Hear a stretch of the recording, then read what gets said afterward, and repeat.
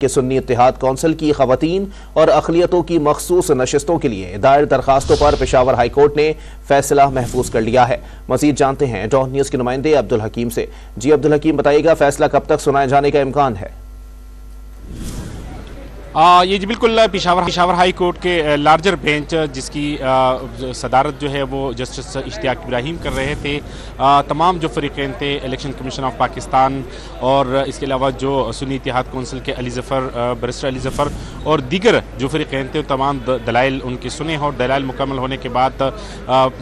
फाजिल अदालत की larger bench ने फैसला महफूज कर लिया है। ताहम मुतवक्के तौर पर आज मुख्तसर फैसला जारी किया जा सकता है, लेकिन चूँकि बहस मुबाहिसा तकरीबन आज 2 दिन तक ये बहस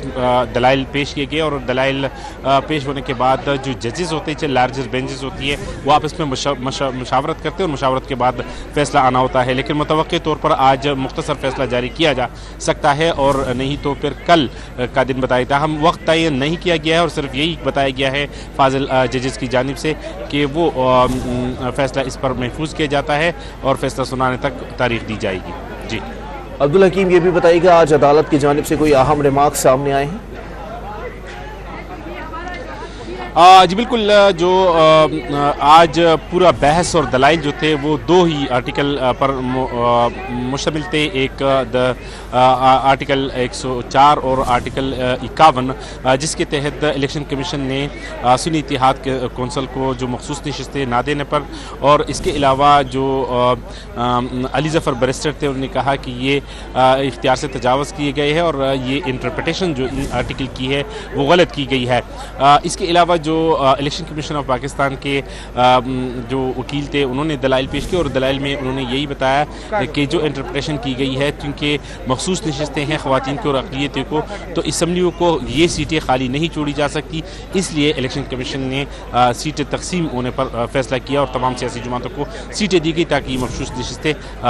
जो है वो फिल की जा सके और असम्बली का जो कोरम है वो पूरा हो। क्योंकि अगर ये मखसूस नशिस्तें नहीं दी जाती तो असम्बली का जो कोरम था, असम्बली का जो डेकोरम था वो पूरा ना होता, जो ख़वातीन और अक़लियतों की जो नशिस्तें थी वो ना मिलती। जी अच्छा अब्दुल हकीम, ये भी बताइएगा कि आज बैरिस्टर अली ज़फ़र की जानिब से जो दलाइल दिए गए हैं उसमें क्या कहा गया है उनकी जानिब से?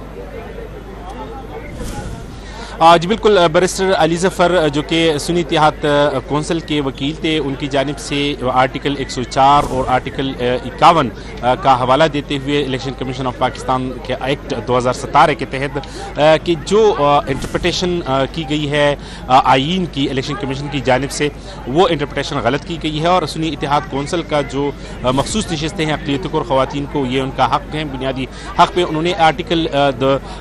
जो है 17 का जो बुनियादी हक़ है पॉलिटिकल पार्टीज़ का, उनका भी हवाला दिया और उनका ये कहना था कि अगर आर्टिकल 104 और आर्टिकल 51 के तहत फैसला किया जाता है, मखसूस सुन्नी इत्तेहाद कौंसिल को नहीं दी गई है, तो ये आर्टिकल 17 की खिलाफ वर्जी है जो कि बुनियादी हकूक़ है किसी भी पॉलिटिकल जमात की। जी बहुत शुक्रिया अब्दुल हकीम मोहम्मद अपडेट करने के लिए।